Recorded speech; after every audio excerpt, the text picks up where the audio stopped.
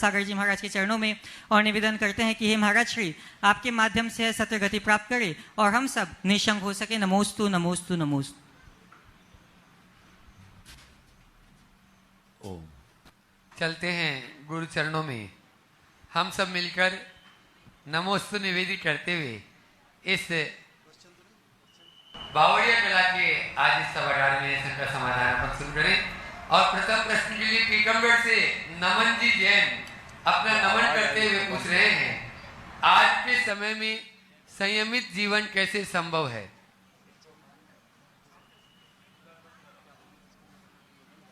ओम। ये काय की आवाज है? बहुत आवाज। नमन जी जैन नमन करते हुए पीकमगढ़ से पूछ रहे हैं गुरुवर के चरणों में, आज के समय में संयमित जीवन कैसे संभव है? ओम। आज के समय में संयमित जीवन कैसे संभव? ओह, क्या जनरेटर? देखिए, हर देश हर काल में संयम संभव है यदि व्यक्ति के मन में आत्म जागरूकता हो, अपनी समझ हो। भूमिका अनुसार हर कोई संयम ले सकता है। जब कभी भी हम संयम की बात करते हैं तो हमारा ध्यान केवल खाने पीने के संयम पर केंद्रित हो जाता है। खान पान की शुद्धि का पालन संयम का एक रूप हो सकता है, परंतु संयम का अर्थ केवल खान पान तक की शुद्धि नहीं है। संयम शब्द बहुत व्यापक संदर्भ में समझने योग्य।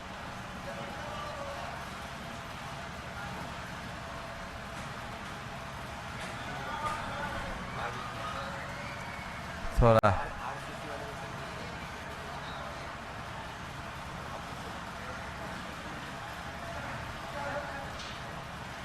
यहाँ भी संयम की जरूरत। हमें अपने वचनों पर संयम, अपने व्यवहार में संयम और अपने मन पर संयम रखना चाहिए। मन पर संयम यानी विचारों पर नियंत्रण, विचारों के प्रहरी बने। ओम।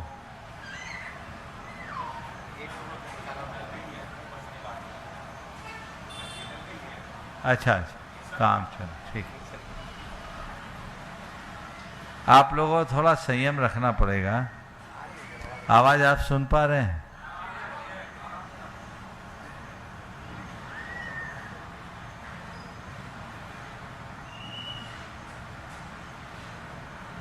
कई बार इस तरह के व्यवधान हमारे ध्यान को प्रभावित करते हैं।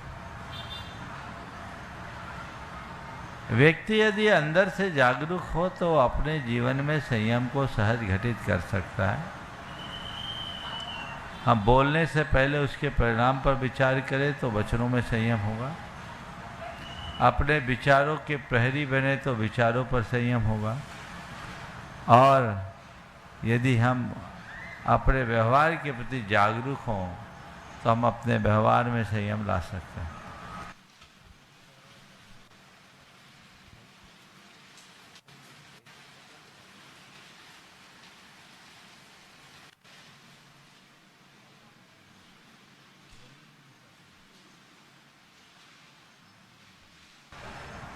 चलो आप जब तक बोलो, एक आध सवाल और। हाँ, बंधुओं, पूज्य महाराज श्री जी ने हम सब के लिए बहुत उपकार किया और भावना योग हो और चाहे गुणायतन हो, आपने देखा भी होगा गुणायतन कोई केवल मात्र मंदिर मात्र नहीं है। आप ऐसा भूल भी मत रख लेना। और बल्कि आचार्य गुरुवर ने जो जो सपने देखे या जो उनकी भावनाएं थी उनको अब साकार कर रहे हैं पूज्य गुरुवर। उनके माध्यम से आप देख रहे हैं आज अपने बीच में यहाँ चंद्र कुमार जी आए हुए हैं। अभी चंद्र कुमार जी जबलपुर से, मैं चाहूंगा वे यहाँ आ जाएं और एक बार जोरदार तालियों से उनका स्वागत करें। आज वहां पर हथकरघा केंद्र चल रहा है और इन्होंने जो वस्त्र बताए गुणायतन के द्वारा, वहां जो हथकरघा संचालित हो रहा है, मेरा मन इतना प्रसन्न हो गया कि उसकी क्वालिटी आप देखेंगे तो बहुत है। आपका भी मन, यदि वो लाए हो तो यहाँ बता भी सकते हैं। एक बार जोरदार ताली बजाए और मैं चाहूंगा यहाँ की कमेटी उनका स्वागत अभिनंदन करे।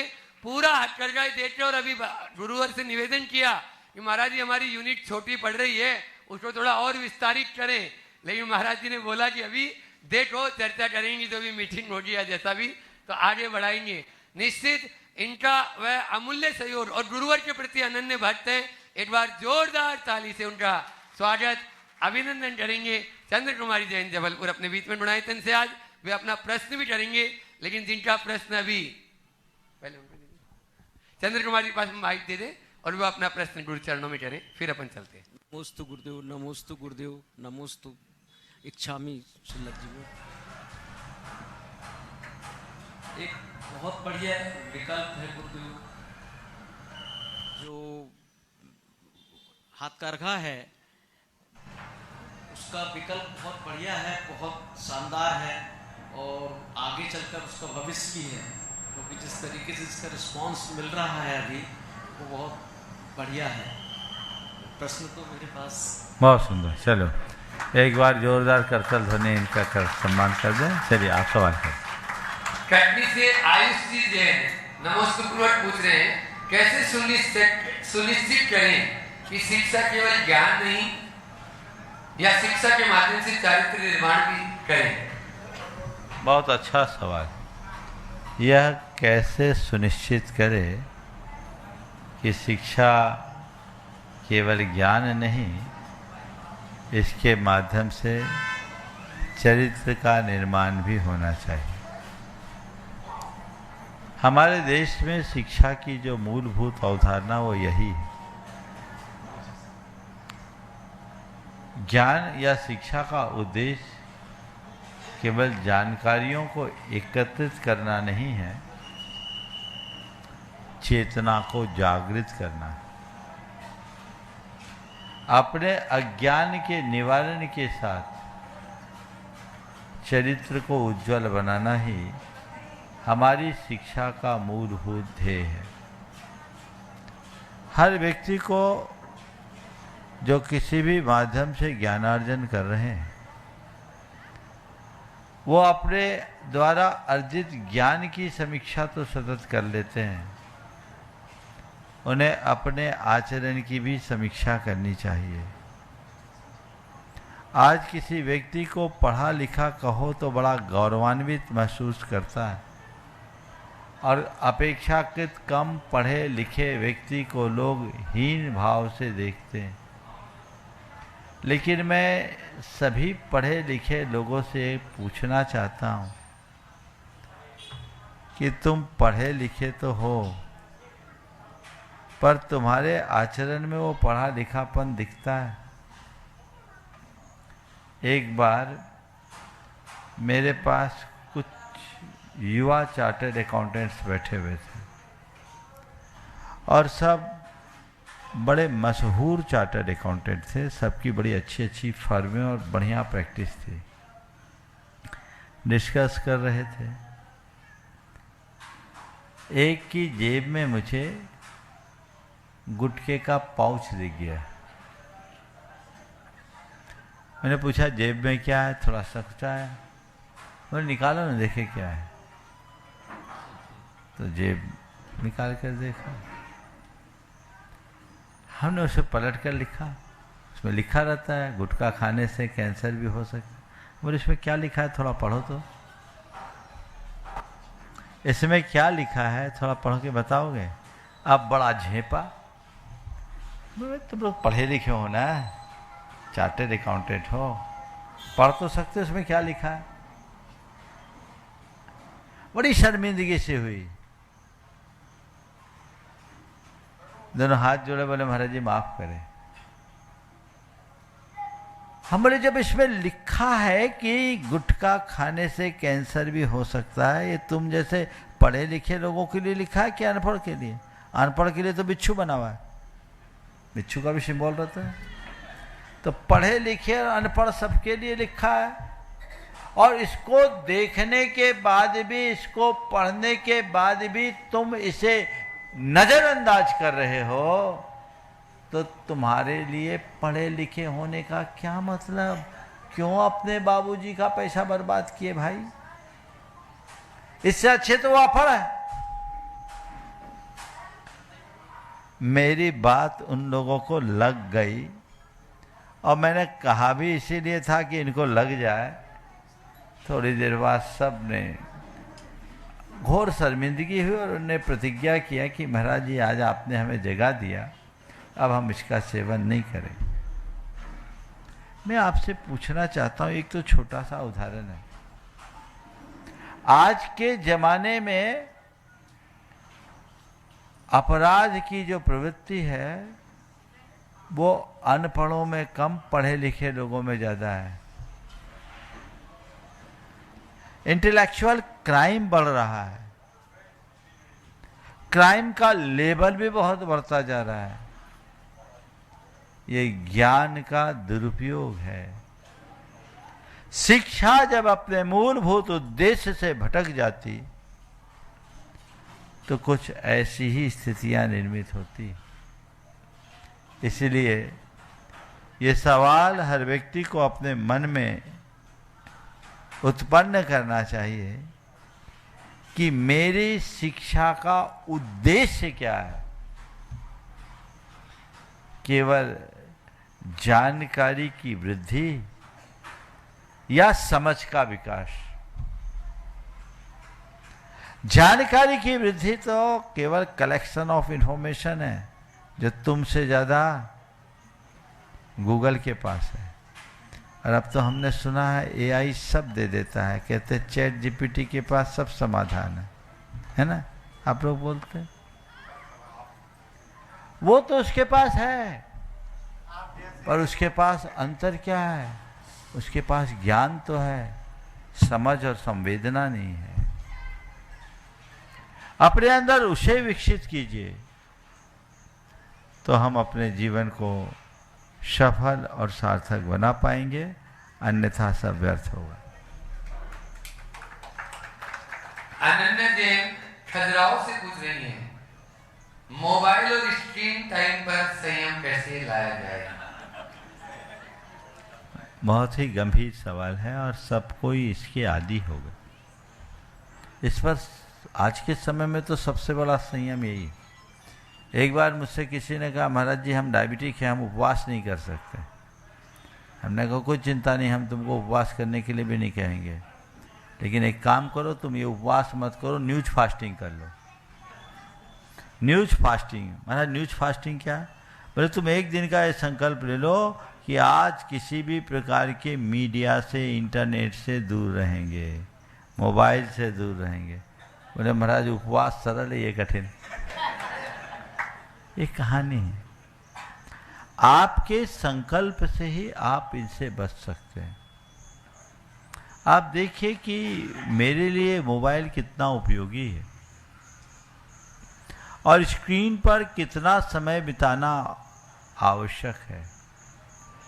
जितने उपयोगिता उतना आप कीजिए, अनुपयोगी से बचिए। भावना योग इसमें बहुत सहकारी बनता है। आप अपने मन को एक कमांड दीजिए कि मुझे वही देखना है और उतना ही देखना है जितना काम का है। मुझे वही देखना है और उतना ही देखना है जितना काम का है। और छोटी छोटी प्रतिज्ञाएं लीजिए। आप तय कर लीजिए 3 घंटे भर तक मैं मोबाइल को अपने जेब में नहीं रखूंगा, अपने पास नहीं रखूंगा, दूर रख लो, स्विच ऑफ करके रख दो, झंझट ही कर दो। अभी मुझे पढ़ाई करनी है, 1 घंटे के लिए, 2 घंटे के लिए पढ़ाई करना है, तब तक के लिए मोबाइल एक तरफ दूर रखो, दूसरे कमरे में रख के आ जाओ संकल्प के साथ। मन में जब ये बात गहराई से धार लोगे तो आपको कहीं किसी तरह की कठिनाई नहीं होगी और आपका जीवन अपने आप सधने लगेगा। अमरावती महाराष्ट्र दिव्यांश जैन पूछ रहे हैं, क्या गुरुकुल मॉडल आधुनिक शिक्षा में प्रभावी हो सकता है? देखिए, गुरुकुल का जो मॉडल है ये बहुत ही सुव्यवस्थित मॉडल है। ये आज का नहीं, शताब्दियों से हमारे देश में वो चलता रहा। 1856 में अंग्रेजों ने जब तक गुरुकुल पर प्रतिबंध नहीं लगाया तब तक देश में तो केवल एक ही मॉडल था, वो गुरुकुल मॉडल था और सफल था। उस काल में हमारे देश में लिटरेसी 97% थी। हमारे देश में कोई बेरोजगार नहीं होता था, कोई याचक नहीं होता था, कोई भिखारी नहीं होता था, कोई चोर नहीं होता था। ये हमारे इस देश की पहचान है, क्योंकि हमारे यहाँ गुरुकुलों में पढ़ा लिखा हर व्यक्ति कला गुणों से परिपूर्ण होता था।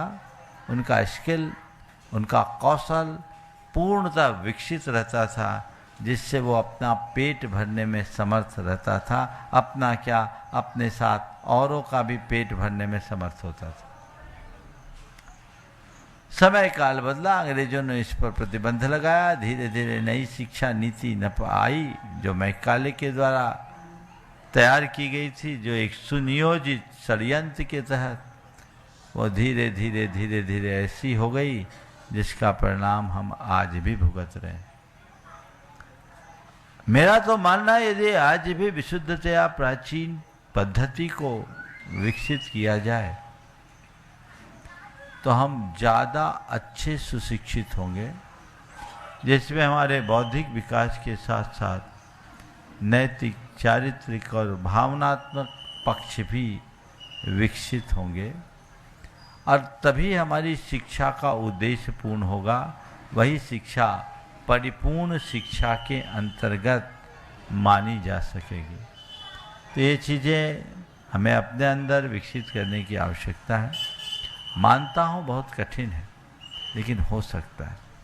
अभी भी देश में कुछ स्थानों पर प्राचीन जो गुरुकुल की प्रणाली है उसी प्रणाली से शिक्षा दी जा रही है, जिसमें कोई डिग्री नहीं दी जाती, केवल ज्ञान दिया जाता है, और अच्छे अच्छे अरबपतियों के बच्चे वहाँ पढ़ रहे हैं।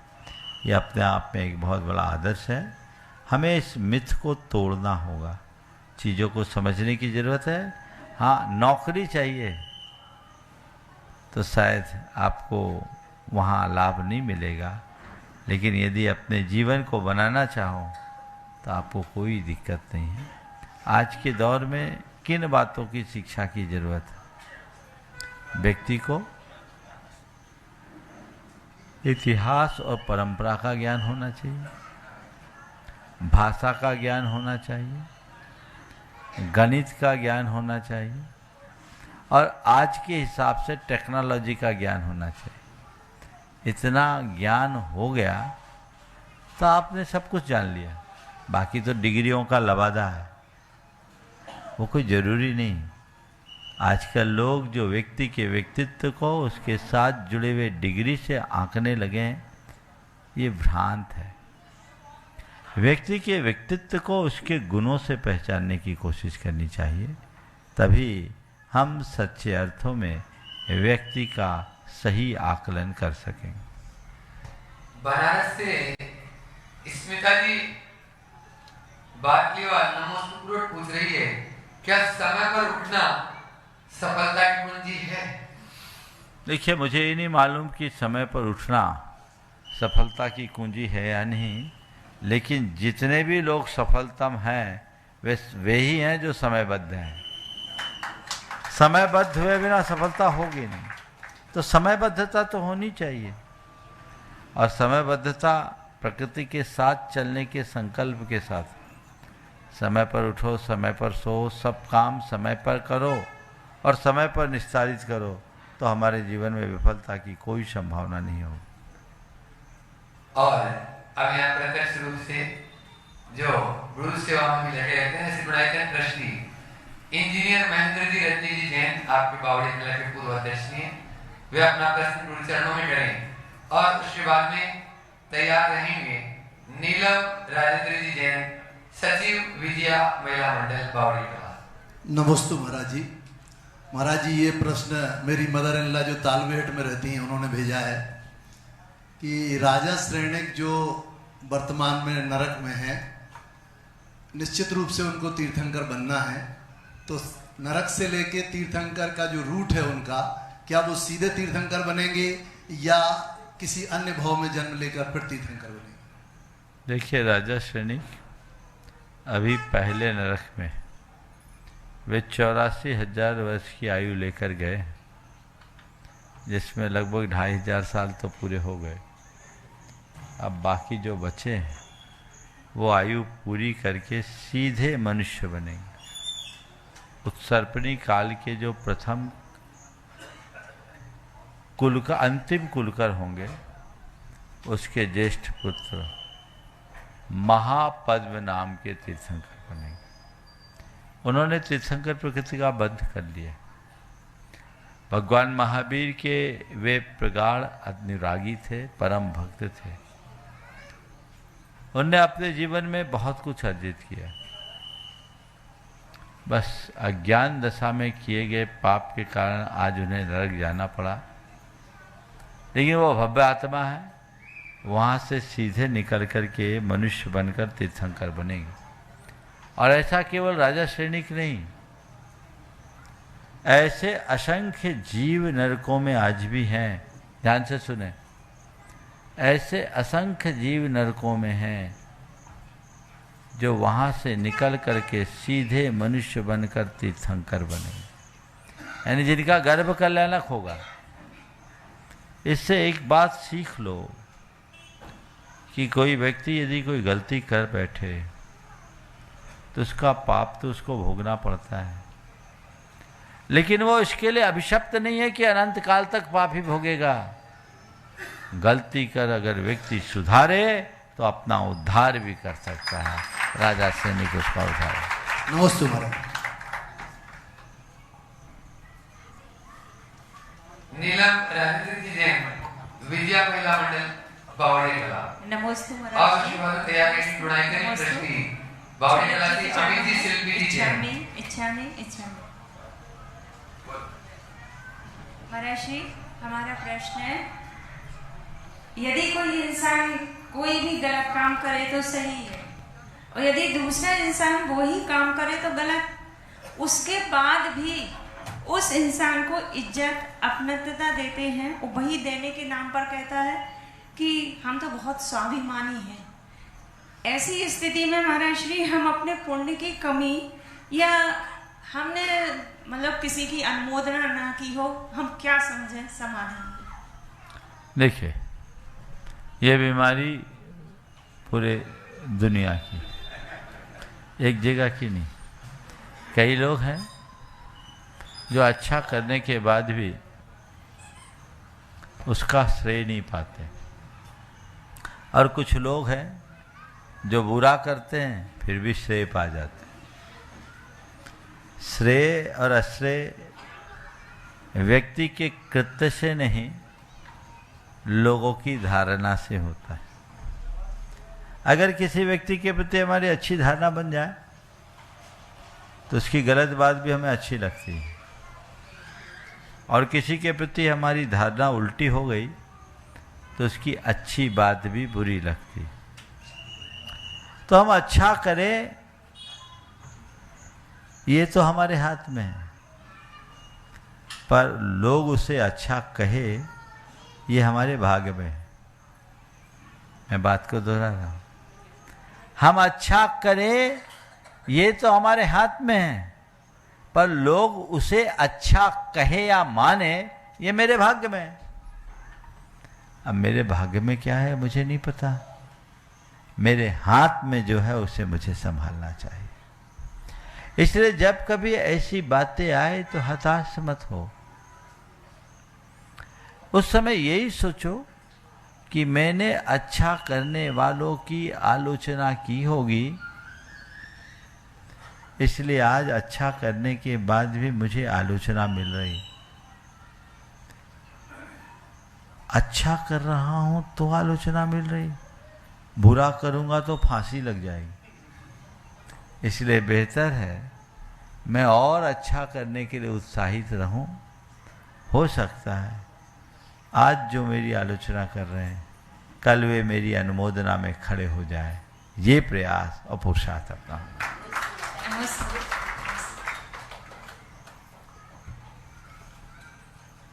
अगला अमित जी, शिल्पी जी, जय बावड़े कला गुणायतन ट्रस्टी और श्रीवास्तव के बीच में शाहपुरा से जितेंद्र कुमार जी यहाँ पर उपस्थित हैं। वे अपना प्रश्न। परम पूज्य महाराज जी के चरणों में बारंबार नमोस्तु। छलक जी के चरणों में एक छामी। महाराज जी, आज हम जानना चाहते हैं क्योंकि आपने आचार्य जी के साथ काफी निकट समय बिताया होगा, तो उनके साथ कुछ बहुत अच्छा एक दृष्टांत आप हम सभी के साथ शेयर कीजिए जो हम सभी को कुछ प्रेरणा दे और हम सभी यहाँ से कुछ लेकर जाए। देखो, ये बात बिल्कुल सही है कि हमें गुरुदेव के चरणों में अति निकट रहने का अवसर मिला है और जितना भी समय उनके साथ व्यतीत हुआ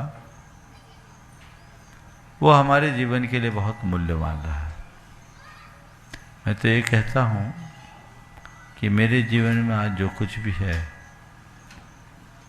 यह सब उनकी ही कृपा का प्रसाद है। आपने पूछा कि कोई ऐसी बात सामने रख दें जो हम सब के लिए प्रेरणा बन सके। बहुत सारी बातें, पर एक बात अभी आप सबके सामने रखना चाहूँगा जिससे आपको आचार्य जी के प्रति एक अलग दृष्टि मिलेगी। एक बार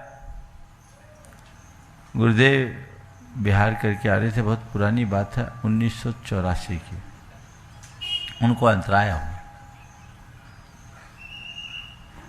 मैं संघ में नया नया आया था, महीना डेढ़ महीना मुझे संघ में प्रवेश किए हुआ था, ब्रह्मचारी था। मैं भी बैठा था, कुछ संभ्रांत से लोग गुरुदेव से चर्चा कर रहे थे। चर्चा के क्रम में एक व्यक्ति ने सीधे सीधे सवाल कर दिया, महाराज जी, व्हाट इज योर बिजनेस? इस बेतुके और अटपटे सवाल को सुनकर सबको बहुत बुरा लगा, लेकिन लोग कोई प्रतिक्रिया कर पाते इसके पहले गुरुदेव के उत्तर ने पूरा वातावरण बदल दिया। जैसे उनने पूछा व्हाट इज योर बिजनेस, गुरुदेव ने फट से कहा business is my business. Business is my business, व्यस्तता ही मेरा व्यवसाय। इस बात की मेरे हृदय में बड़ी अमिट छाप पड़ी। मुझे लगा कि जीवन में इतना सकारात्मक रहा जा सकता है। कोई दूसरा होता तो ये भी कह सकते थे तुझे अकल नहीं है, किससे बात कर रहा, इतने बड़े आचार्य के आगे आ गया, तुम्हें तमीज नहीं है।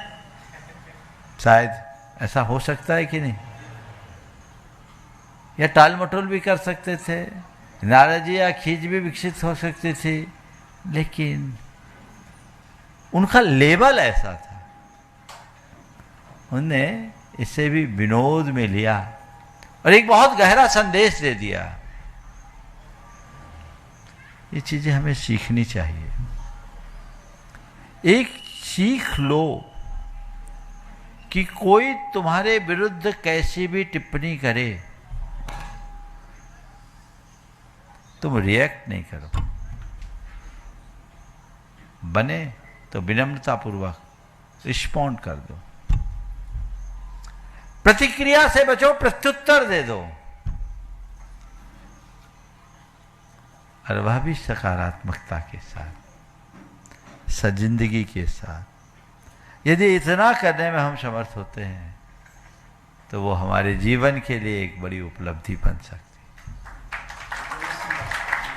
आपने बीच में सापुरा बिठोनी से जितेंद्र कुमारी जैन यहाँ पर उपस्थित है। एक बार जोरदार तालियों से उनका स्वागत करें और उसके बाद वे अपना प्रश्न करें। तैयार रहेंगे retired railway engineer Mahavir ji Singh, Siddharth ऋषि जी, गुणायतन दृष्टि। नमस्ते महाराज श्री, नमस्ते नमस्ते महाराज श्री। जीवन में प्राथमिकताएं क्या होनी चाहिए और लिमिटेशंस कैसे? जीवन की प्राथमिकताएं और लिमिटेशंस कैसी होनी चाहिए? देखिए, हर व्यक्ति की अपनी अपनी प्राथमिकता होती है। तुम्हारा लक्ष्य क्या है? प्राथमिकता वैसी होनी चाहिए। अगर एक विद्यार्थी है तो उसका लक्ष्य पढ़ाई है, तो उसकी सर्वोच्च प्राथमिकता क्या होगी? पढ़ाई होनी चाहिए। एक व्यापारी है, उसका लक्ष्य यदि केवल व्यवसाय है तो उसकी प्राथमिकता क्या होनी चाहिए? अपने व्यवसाय को अच्छे तरीके से संचालित करना। कोई प्रोफेशनल है तो उसकी पहली प्राथमिकता अपने प्रोफेशन को ठीक तरीके से संपन्न करना। तो जिसका जो उद्देश्य, उसकी वैसी प्राथमिकता, ये सामान्य बात है। लेकिन व्यक्ति को अपने जीवन को समग्रता से देखकर लक्ष्य बनाना चाहिए। ज़्यादातर लोग बड़ा उथला लक्ष्य बनाते हैं और उसी लक्ष्य के अनुसार उनकी प्राथमिकताएं हो जाती। संत कहते हैं ये तो केवल बाहरी चीज़ें हैं। हमें अपने जीवन के लक्ष्य के निर्धारित करते समय लक्ष्य के साथ जीवन को देखना चाहिए और हमारा केंद्र बिंदु जीवन बनना चाहिए। बाकी चीज़ें इस जीवन को सजाने, संवारने के और संभालने के बाह्य साधन है। असल तो जीवन है। बाहर से हमने सज्जा तो अच्छी कर ली, लेकिन अंदर सब गड़बड़ हो तो क्या मतलब? तो हमें चाहिए कि हम अपने आप को अंदर से परिष्कृत करें, विशुद्ध बनाएं और उसी अनुरूप अपने जीवन की धारा को मोड़ने की चेष्टा करें जो हमारे जीवन को सार्थक उपलब्धि प्रदान करे। तो जब व्यक्ति की दृष्टि में उसका जीवन आएगा तो उसकी प्राथमिकता बदलेगी और एक ऐसे व्यक्ति जो अपने जीवन का कल्याण करना चाहता है, उसकी सर्वोच्च प्राथमिकता में उसका कल्याण होगा। और कल्याण में जब कल्याण प्राथमिकता है तो जिनसे कल्याण होता है उसका आधार धर्म होगा। तो धर्म को अपनी प्राथमिकता में रखें, बाकी चीज़ों को आप उनके साथ जोड़ें, वो अपनी जगह है। जब तक हम अपने मन चेतन को पूरी तरह विशुद्ध और निर्मल नहीं बनाते, जीवन आगे नहीं बढ़ पाता। आपने पूछा हमारी लिमिटेशंस क्या होनी चाहिए? हर व्यक्ति की अपनी एक मर्यादा होनी चाहिए और मर्यादाओं में अपनी धर्म की मर्यादा, अपनी जाति की मर्यादा, समाज की मर्यादा, समझिए, और कार्य क्षेत्र की मर्यादा, ये बना के रखना चाहिए। धर्म की, जाति की, समाज की और कार्य क्षेत्र की मर्यादा इसे कभी खंडित नहीं करनी चाहिए। अगर दूसरे शब्दों में कहूँ तो सबसे पहली मर्यादा क्या है? अधर्म से बचना, यही मेरा धर्म है और यही मेरी मर्यादा है। यदि इसे बना के रखें तो हम अपने जीवन को बेहतर स्वरूप प्रदान कर पाएंगे। महावीर जी सिंह, सिद्धार्थ ऋषि जी, और उसके बाद में तैयार रहेंगे श्रीमती मोना जी जैन, जैनाराम पाठशाला बाजार जैन मंदिर टीकमगढ़। भोपाल में विद्या प्रमाण गुरुकुलम की स्थापना कर आचार्य भगवान के सपनों को साकार करने वाले गुणायतन परिवार का इस क्षेत्र में साहसिक कदम हम सभी के आराध परम पूज्य मुनि श्री प्रमाण सागर जी महाराज, मुनि श्री संदान सागर जी महाराज के पावन चरणों में सत सत नमन, सत सत नमन, सत सत नमन। छुल्लक जी महाराज जी के चरणों में इच्छामी इच्छामी इच्छामी। गुरुवर प्रश्न है, पूछ लेता है दर्जी, पूछ लेता है, नाप लेता है मेरा दर्जी, पूछ लेता है मुझसे, अपने ज्यादा हो तो आस्तीन में गुंजाश रख दूं। नाप लेता है दर्जी, पूछ लेता है मुझसे, अपने ज्यादा हो तो आस्तीन में गुंजाइश रख दो। आज के परिप्रेक्ष्य में मैं तो कहूँगा उस दर्जी से कहो आस्तीन ही हटा दो, जरूरत ही नहीं, औरों के काम में आएगा। जब अपने ज़्यादा है तो आस्तीन में गुंजाइश रखने की जगह आस्तीन हटा देना ज़्यादा अच्छा है। समझ गए? जब हम अपने आप को स्वयं से समग्र की ओर मोड़ देते हैं, जीवन धारा बदल जाती है। नमोस्तु भगवान। श्रीमती मोना जी जैन जैनाटक पाठशाला बाजा जैन मंदिर टीकमगढ़ में अपना प्रश्न करें और उसके बाद में अगले प्रश्नकर्ता को बुलाऊं, उससे पहले मंच पर माइक सेट कर दें। छुल्लक चिद्रूप सागर जी महाराज का प्रश्न का लाभ आपको मिलेगा। मुनि श्री के चरणों में सादर नमोस्तु, सभी छुल्लक जी के चरणों में इच्छा में। मुनि श्री जी, हमारी जिज्ञासा ये है कि हम पाठशाला में पढ़ाते हैं और बच्चे कई बार पढ़ाते हुए कुछ समझाते हैं कि बीच में फिर पूछने लगते हैं।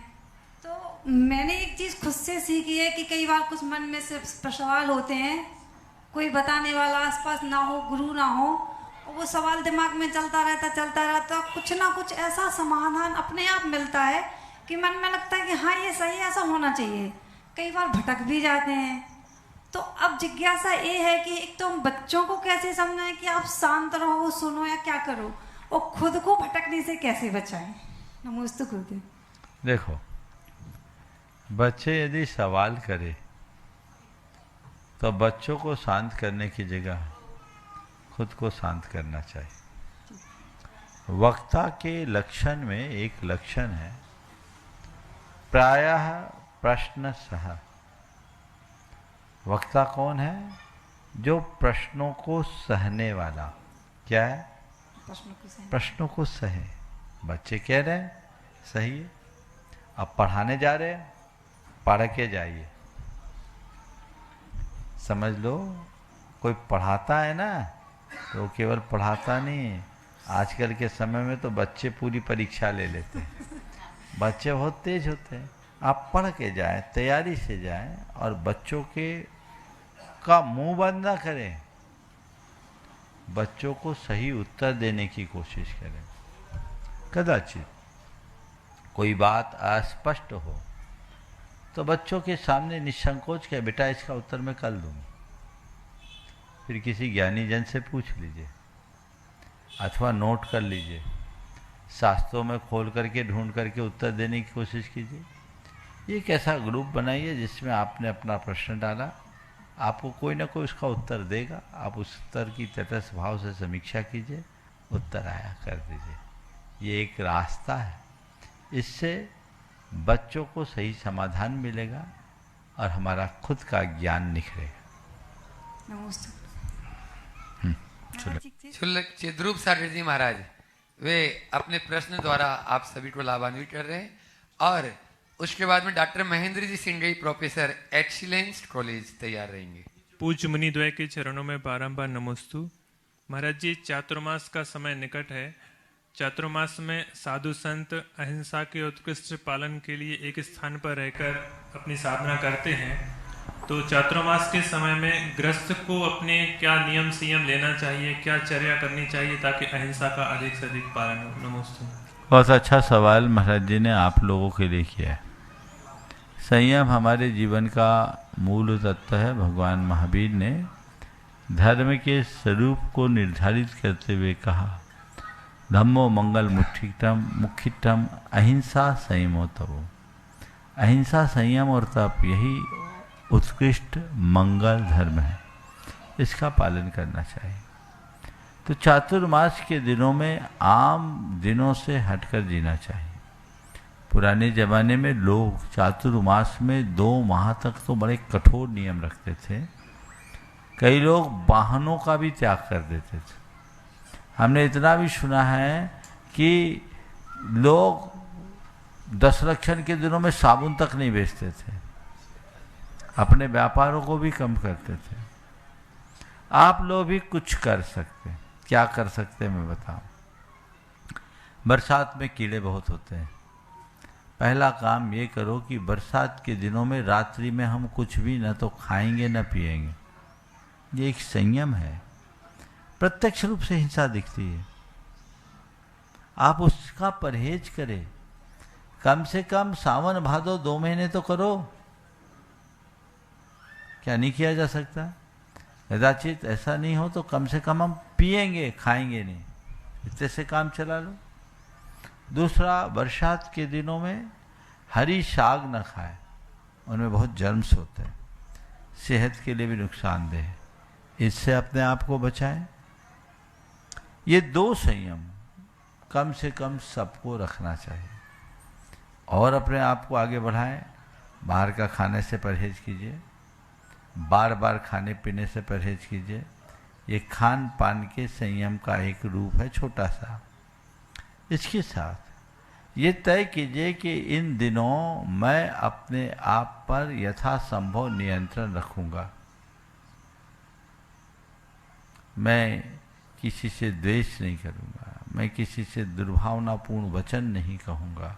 यदि किसी से कुछ हो जाए तो तुरंत क्षमा मांगूंगा। रोज अपना प्रतिक्रमण करके अपनी शुद्धि करूंगा। अपने अंतस्करण को निर्मल बनाए रखने का प्रयत्न करूंगा। ये छोटे छोटे संकल्प हैं जो आपके जीवन में बड़ा परिवर्तन घटित कर सकते हैं। आवश्यकता है अभ्यास की। भावना योग इसमें बहुत सहयोगी बन सकता है। डॉक्टर महेंद्र जी सिंह वे अपना प्रश्न कर रहे हैं। उसके बाद आपने बीच में कटनी से ममता जी जैन यहाँ पर उपस्थित है, वे अपना प्रश्न करें। गुरुवर नमोस्तु नमोस्तु नमोस्तु। चूँकि मैं कॉलेज में प्रोफेसर हूँ, रिसर्च गाइड भी हूँ। अभी एक शोधार्थी ने मुझसे एक प्रश्न किया। चूँकि अब शोधार्थी है महाराज जी, तो डरता तो है ही वो, लेकिन बड़े डरते डरते प्रश्न किया कि सर आपका धर्म बहुत वैज्ञानिक है, आपके जो 10 लक्षण धर्म हैं उनसे विश्व की सभी समस्याओं को हल किया जा सकता है, लेकिन थोड़ा सा कट्टरता क्या इसमें ज़्यादा है। मैंने उसको बहुत समझाने का प्रयास किया कि नहीं, ऐसा हमारा धर्म कट्टरता नहीं है। तो उसका प्रश्न था कि फिर ज़्यादा व्यापक रूप से क्यों नहीं जैन धर्म पनप पाया? महाराज मार्गदर्शन कीजिए। देखिए, सबसे पहली बात तो ये है कि लोगों की आम धारणा को हमें बदलना होगा। ज़्यादातर लोक धारणा यही बनी है कि जैन धर्म बड़ा कठोर या कट्टर धर्म, जबकि जैन धर्म में ऐसा नहीं। जैन धर्म में त्याग तप संयम की बात है, पर सबसे ज़्यादा जोर भाव शुद्धि पर दिया गया।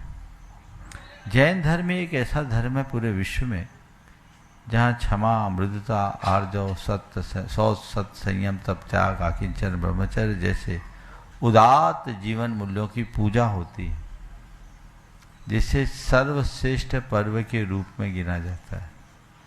ऐसी किसी परंपरा में इन गुणों की पूजा नहीं होगी। फिर जैन धर्म में मैत्री, प्रमोद, करुणा और माध्यस्थता की भावना भाने की बात की जाती है। तो जैन धर्म में जीवन मूल्यों को जितनी प्रतिष्ठा दी गई उतनी कहीं नहीं। संयम के क्षेत्र में भी कहा गया कि संयम रखो, पर वो 1 नंबर से लेकर 100 नंबर तक किसी भी ग्रेड में हो सकता है। जैन धर्म है जिसमें एक चांडाल ने केवल चतुर्दशी के दिन हिंसा का त्याग किया था, उसकी प्रशंसा की गई और उसने एक दिन के अहिंसा के संकल्प से देवों के द्वारा पूजा को प्राप्त किया। यमपाल चंडाल की कहानी आप सब जानते हैं। उसे अहिंसानुव्रति का दर्जा दिया। एक दिन की हिंसा, केवल एक दिन की हिंसा, इससे सरल और क्या चाहोगे? कौन बोलता है जैन धर्म में बहुत कट्टरता है? कौन बोलता है जैन धर्म बहुत कठोर है? जैन धर्म बहुत फ्लेक्सिबल है। जैन धर्म एक ऐसा धर्म है जो मनुष्यों को तो छोड़ो, पशु पक्षियों को भी धर्म धारण करने की आज़ादी देता है। विश्व का कोई धर्म नहीं। हम ऐसा लोगों को समझाने की कोशिश करें, उन्हें जैन धर्म के मूलभूत ग्रंथों को देखें। आप ये बोलो कि जैन धर्म कट्टर नहीं है, जैन धर्म कठोर नहीं है, ये बात अलग है कि जैनी लोग अपने धर्म को दृढ़ता से पालन करते हैं। और एक बात और लोगों में जाना चाहिए संदेश, जैनी अपने धर्म के प्रति दृढ़ होते हैं, लेकिन वे कभी कट्टर नहीं होते। जैनियों ने कट्टरता को नहीं अपनाया, कुशलता का पाठ पढ़ाया है। पर धर्म सहिष्णुता जैनियों के पास जितनी उतनी किसी के पास नहीं है। जैनियों ने आज तक कोई सांप्रदायिक हमले नहीं किए। ये जैनियों की पर धर्म सहिष्णुता का उत्कृष्ट उदाहरण है। धर्म में दृढ़ होना चाहिए, बल्कि हर व्यक्ति को दृढ़ धर्मी बनना चाहिए। जब हम दृढ़ धर्मी बनेंगे तभी काम कर पाएंगे। इसलिए ऐसे लोगों को समझाइए और उन्हें बताइए कि जैन धर्म में ऐसा कुछ भी नहीं है, सब कुछ फ्लेक्सिबल है। अब तुम करो, जितना आगे से आगे कर सकते हो करो। जैन धर्म में ये नहीं देखा जाता कि ये क्या कर रहा है, जैन धर्म में ये देखा जाता है ये क्या नहीं कर रहा है। कितना फ्लेक्सिबल। हमारे यहाँ तो एक कहानी ऐसी भी आती है, आप सुनकर के हंसोगे, जो जैनियों की उदारता को उद्घाटित करता है। एक व्यक्ति शराबी था, बहुत पुरानी कहानी है, हमने बचपन में सुना। दादी अम्मा लोग जो कहानियाँ सुनाती थी, उन कहानी में एक कहानी है जो जैनियों के बीच आती कि एक आदमी बहुत शराबी था और शराब पीता था। एक मुनि महाराज ने कहा, भैया तू शराब छोड़ दे। बोला, मेरी ज़िंदगी शराब में हो गई, मैं तो शराब पीता हूँ, छोड़ नहीं सकता। बोले, कितना पीते? बोले, मेरे घर में एक कक्ष है, इधर आला, इस आले के पास जाता हूँ तो एक घूंट पीता हूँ, इधर आता हूँ तो इस एक तरफ एक घूंट पीता हूँ।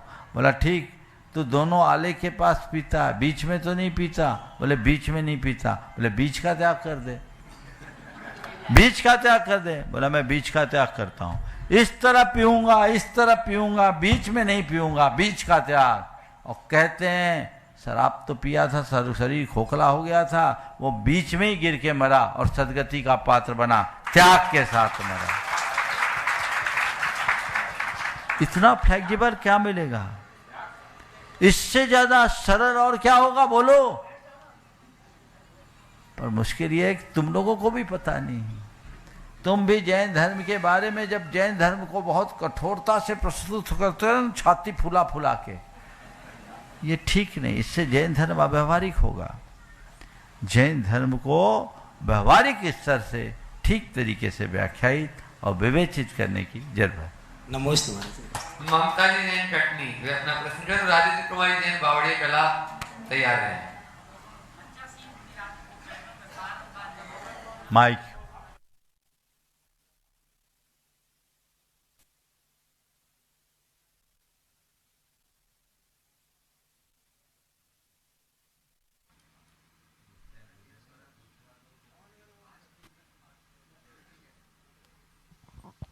हे गुरुदेव, मेरी एक जिज्ञासा है। कहते हैं इंसान ठोकरें खाकर अनुभव प्राप्त होता है, लेकिन आपने तो इसलिए अल्प उम्र में ही घर को त्याग दिया, किसी प्रकार की ठोकरें नहीं खाई, ना आपने शादी की, ना आपने परिवार बसाया, ना राजनीति की, ना खेती की, ना व्यापार किया, फिर भी आपको इन सब बातों का अनुभव कैसे प्राप्त हुआ? ये सवाल बहुत पहले गुरुदेव से किसी ने किया। सुनो, परम पूज्य गुरुदेव से 1980 में सागर में किसी ने सवाल किया, गुरुदेव आपने ब्याह किया नहीं, दुनियादारी देखी नहीं, आपने कैसे जान लिया कि ये भोग निस्सार है? आपको तो कोई अनुभव हुआ नहीं। तो गुरुदेव ने जो जवाब दिया, मैं समझता हूँ आपके सवाल का उत्तर उसमें आ जाएगा। उनने कहा, मैंने भोगियों के चेहरे देखे और अनुभव कर लिया, हम ही ठीक है। ध्यान रखना, हर बात खुद के अनुभव से सीखी जाए ये कोई जरूरी नहीं है। बहुत गहराई से बोल रहा हूं, समझ लो। सब बातें खुद के अनुभव से सीखी जाए ये जरूरी नहीं है। बहुत सारी बातें दूसरे के अनुभव से भी सीखने में आती है और बहुत गहरी होती है। जहर पीने से आदमी मरता है, यह अनुभव है कि नहीं? बोलो, जहर पीने वाला मरता है, अनुभव है कि नहीं? पक्का है? कभी पी के देखा है क्या? जहर कभी नहीं पिया, लेकिन इसका अनुभव है जहर पीने से आदमी मरता है, नाम लेने का भी जी नहीं करता है। इसीलिए तुम सबको जहर पीते हमने देख लिया, अनुभव आ गया, देख लिया ये जहर का परिणाम क्या है। इसलिए उसमें उलझने की जरूरत नहीं है। सब चीजें अनुभव करके ही सीखा नहीं जाता, जो भोग रहे हैं उनको देख करके भी बहुत कुछ सीखा जाता है। हम सीखने की कोशिश करें, यदि सीखने की वृत्ति हमारे अंदर होगी, सुनिश्चित वो हमारे जीवन के लिए लाभप्रद होगा। हाँ, राजेंद्र जैन एक ही प्रश्न करेंगे जिससे दूसरे का नंबर आ जाए। संजय जी जैन, रोहित नगर भोपाल, तैयार है? प्रश्न करें सीधे सीधे। मुनि द्वय को नमोस्तु नमोस्तु नमोस्तु। शुल्लक जी को इच्छा में गुरुदेव, मेरे छोटे छोटे दो से एक सवाल बोलो। हाँ, प्रश्न है। एक प्रश्न हाँ, जल्दी। हाँ, लेकर है महाराज जी, कायोत्सव को लेकर छोटा सा मैंने आपको देखा है, आपका कायोत्सव करीब 45-50 सेकंड में खत्म होता है। हम 35-40 सेकंड में खत्म कर देते हैं, कुछ लोग ऐसे 20-25 सेकंड में एक कायोत्सव पूरा हो जाता है। तो सही विधि क्या है महाराज जी, और कितने समय में होना चाहिए? देखिए, कायोत्सव यानी 27 उच्छ्वास, नमो अरहंकार मंत्र को 9 बार जपने में 27 उच्छ्वास होता है। श्वास लेते समय नमो अरहंतानम, श्वास छोड़ते समय नमो सिद्धानम, श्वास लेते हुए नमो आइडियानम, श्वास छोड़ते हुए नमो वज्रायनम, श्वास लेने में नमो लोए और छोड़ने में सबसाहुनम। लगभग 40 से 45 सेकेंड इसका उत्तम काल है, पर कई लोग तो सीधे उंगली चला के 9 कर लेते हैं, बहुत सुपर फास्ट होता है। ये आदत बदलनी चाहिए। ओम एक ही। हाँ बोलो। एक दिनवाणी जी का प्रश्न जरा सा बोलो बोलो बोलो। हाँ महाराज जी, मैंने देखा है आप लोग सनमाइका का इस्तेमाल नहीं करते हैं, सनमाइका का इस्तेमाल नहीं करते हैं, उसमें गिलू की थोड़ी अशुद्धि रहती है। तो दिनवाणी जी को अपन क्या सनमाइका की अलमारी में रख सकते हैं? देखिए, ऐसा है सनमाइका के बारे में, ओम ये सवाल कल कर लेना, ये बहुत महत्वपूर्ण सवाल है। और सनमाइका को लेकर लोग बहुत सारी भ्रांतियां हैं, इसका निवारण कल करेंगे। और इस प्रकार आज के है जल्दी से के चरणों में कोटिशा नमोस्तु नमोस्तु, शुल्लक जी के चरणों में इच्छामि। मुनि श्री कहते हैं कि संस्कार और व्यवहार घर से और माता पिता से प्राप्त होते हैं, लेकिन एक ही घर और एक ही माता पिता की 2 संतानों के संस्कार और व्यवहार अलग अलग कैसे हो सकते हैं? देखिए, संस्कार और व्यवहार में माता पिता, घर, परिवार, परिवेश बाहरी निमित्त हैं, लेकिन हर व्यक्ति का अपना कर्मजन संस्कार अंतरंग निमित्त है, वह भी उसमें कारण बनता है। इसी कारण एक ही माता पिता की 2 संतान अलग अलग रूप हो जाते हैं। और